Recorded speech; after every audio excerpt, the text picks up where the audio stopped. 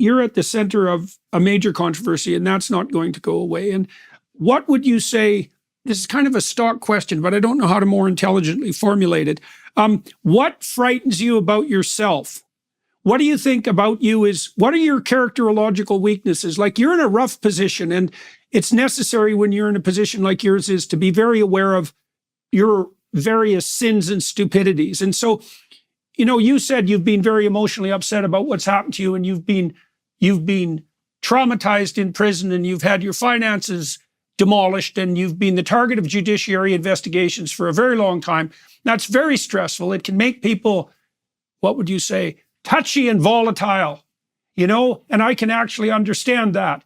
And so, like, what do you see in yourself that's dangerous, and how are you trying to control what I suppose the terrible things that you could purposefully or inadvertently bring about? Okay, so yes, when the country was at its highest point, again, when Lee Rigby was beheaded, I held a demonstration to 10,000 people. No one wants to pick up what I've said. I stood up and said there's 660 Muslims serving in our armed forces. Yeah, they're doing more for the country than me. If you attack a Muslim woman, you're a coward. I've always educated and been pivotal on my points of non-violence, always. But yeah, what is the danger for me? The danger for me personally is I ain't going to back down. It's simple. And that doesn't mean I'm not scared. I'm scared now. I'm terrified I have felt under attack at times. I've never felt what I felt for the last 2 weeks. Never. I've never ever felt this. I have got it coming from every angle, from everywhere. What does that do to me? Does it make me cower? No, it makes me come out fighting. And it makes me come out fighting in the sense that I'm willing to be the sacrificial lamb for you. Yeah, I'm willing to. And you better believe it to the establishment. If you think putting me in jail and getting me killed is going to solve your problems, you're going to spark the revolution like you cannot imagine. And I'm willing to be in that position. So I keep putting myself in the way, saying, go on then. What are you going to do? Because I'm not going to back down on the sense. And why am I not going to back down? Because I wholeheartedly, Jordan, Tammy, to anyone watching, I wholeheartedly believe our country is at stake. The future safety of our children is at stake.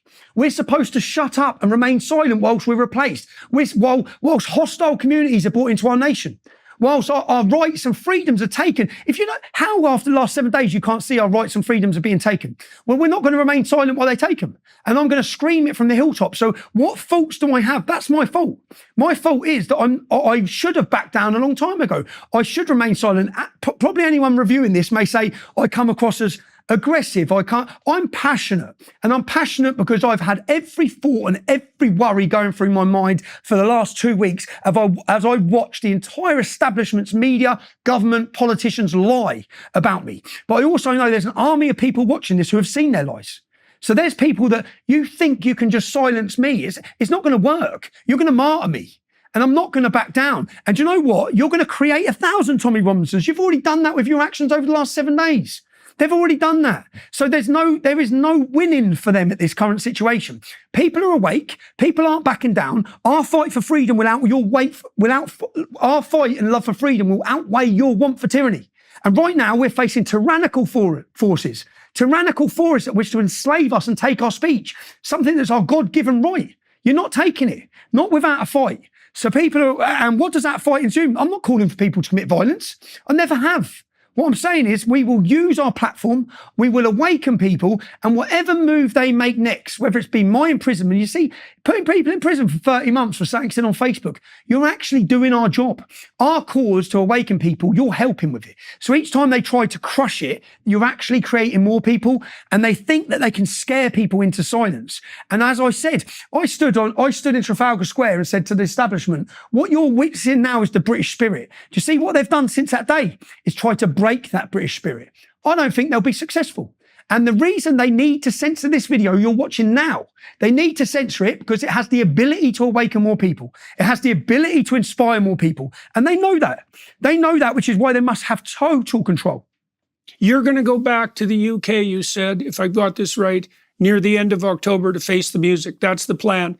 And in the meantime, I presume your strategy so far has been certainly not to involve yourself in the demonstrations and so forth that have been occurring in the UK over the last few weeks, except you also said that you were correcting certain misapprehensions about what's been said about you, and also the information that's been spread around. So your plan is to stay out of to let the events unfold as they will, but that you're going to go back to the UK and face the music. That's the plan? My plan is, my documentary is currently on 44 million views. By the time they get me in jail, it'll be on 100 million. So by all means, send me to jail. You'll put more eyes on that film than I could ever dream of.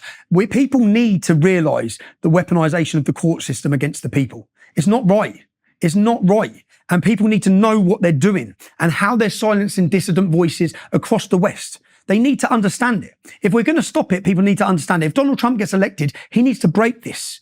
Okay, the weaponisation of the courts, the unfair judiciary. Do you know, I will watch what I say when I get into court before the judge. Have you watched the film, Your Honour? If you have watched the film and I'm still sat here facing prosecution, you're corrupt as well. Because that film categorically proves all I'd done was report the truth. In what sane, freedom-loving world are we standing in where someone faces 2 years for reporting the truth? Do we believe in the journalism or not? Do we believe in freedom of the press or not? The problem is so many journalists don't believe in it. They believe in activism. They're activists, not journalists. They're total activists. So my intention is on the 28th and 29th of October to put the British judiciary on trial in the world's eyes. Now, so long as they don't kill Elon Musk between now and then, that's my intention. Because everyone on X, through my account, will be able to witness and watch the truth be told. That's my plans, Jordan. That's not something I'm looking forward to. I had 2 weeks booked to my children because I knew what was coming, yeah? After 3 days, they found me and my children, they doxed them and put them in danger. They purposely done that. So I had that time, that was my time with my loved ones because I know what's coming for me. And they broke that, yeah? They broke that. So I'm not doing this because I want to do this. I don't want to do this. I'd much rather just be enjoying my time with my children. But I'm not prepared for my children to become enslaved. I'm not prepared for their freedom of speech to be taken. I'm not prepared for them to be totally controlled by a manipulated media. They want total control of the narrative. The censoring of your YouTube channel is to control the narrative, nothing more. Can't pick fault with anything I've said. Otherwise, they'd highlight it. They say you've gone against guidelines. Well, show us what guidelines I've gone against. How come you can't show us? This is total and utter control. We either become slaves and allow censorship through big tech, through all the corporations, or we fight it. I'm going to play my part in fighting it. Tam, do you want to bring this to a close, make some comments, ask Tommy some questions? Well, you inspired me. You're inspiring us. And thank you, Tam.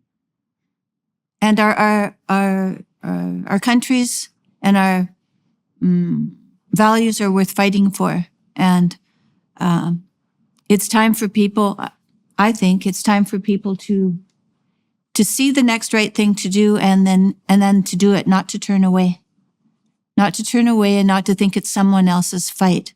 Because, I mean, if it's your fight, then it's my fight. If it's your fight, then it's my son's fight. It's my daughter's fight because they have children. And we're fighting for our kids. We're fighting for our grandchildren to be able to have a place that they can call home like we have had a place to call home. You know, I don't really have any questions. I think Tommy ended it on a very good note. I think that it's his bravery and his conviction. That's what we need. We need to look at ourselves and to see what it is that is calling us to do and to take one step in that direction and see where it takes us. And if that's a scary place, and it's going to be a scary place because it's we're in an inflection point. Are you going to stay with the matrix, or are you going to tell the truth and free us from this tyranny?